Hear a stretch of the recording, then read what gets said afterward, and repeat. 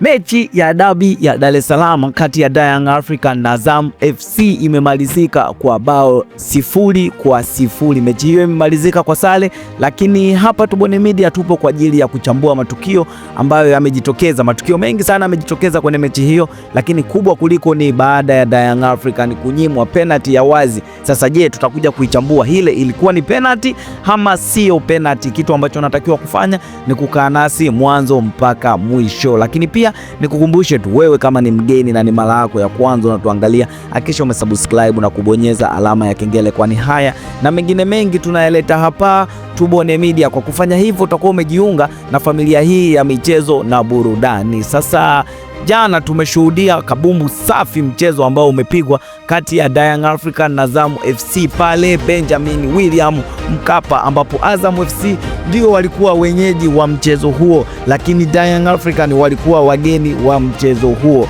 Sasa kuna matukio mengi sana yamejitokeza kwenye mchezo huo, na ukianza kuangalia ambapo Young African wamenyimwa goli la bure kupitia kwa Maxim Pia Nzingeli ambaye alikuwa ana nafasi ya kukwamisha mpira wavuni, lakini refa wa mchezo alitafsiri kama ni offside, yani wameibia. Lakini ukianza kuangalia nafasi nyingine ni ya Prince Mpumelelo Dube ambaye alichomoka kama mshale nyuma ya mabeki wa Azam FC, lakini refa line 1 Kibendela alitafsiri kama ni offside. Lakini ukianza kuangalia kwa picha za faida za marejeo ni kwamba kulikuwa hakuna clear offside. Lakini pia Azam FC nao hawakuwa mbali sana, nao walijitahidi sana na walipeleka moto, lakini pia nao walikataliwa nafasi za bure kama vile walikuwa wamechezewa madhambi nje ya boksi, lakini referee anazungumza kama ni fair challenge, na hayo ndio ambayo yamejitokeza. Lakini kubwa kuliko ambalo lilikuwa ni la kufunga mchezo dakika za mwishoni,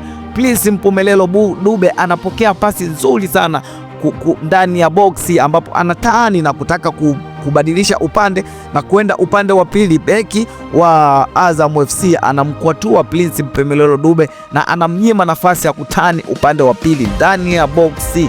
Prince Mpumelelo Dube anakwenda chini, lakini refa wa mchezo akuashiria aina yoyote ile kwamba ni clear penalty. Lakini kwa faida ya picha za marejeo, ukianza kuangalia Prince Mpumelelo Dube wakati analisivu ule mpira alikuwa ndani ya box, anataka atani ule mpira.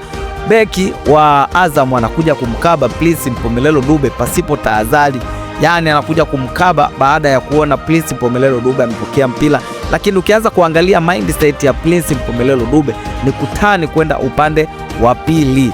Beki huyo anakuja kumkaba, anajua Prince Mpumelelo Dube ataenda anakofikiria yeye, lakini baada ya Prince Mpumelelo Dube kutani, beki akamchanganikiwa na kumkwatua Prince Mpumelelo Dube ndani ya box, lakini mwamuzi na refa wa mchezo hakuweka penati, na hivyo ndilo tukio la mwisho lililotamatisha dabi hiyo ya Dar es Salaam kuisha kwa 0-0. Sasa TFF huwa wana kauli kwamba refa akiharibu mchezo anafungiwa na kufutiwa faini ya urefa. Sasa je, kuhusiana na matukio haya yaliyojitokeza, je, TFF wataamua nini? Pia Tubone Media tutakuletea mwendelezo wa hichi kitu kinachoendelea.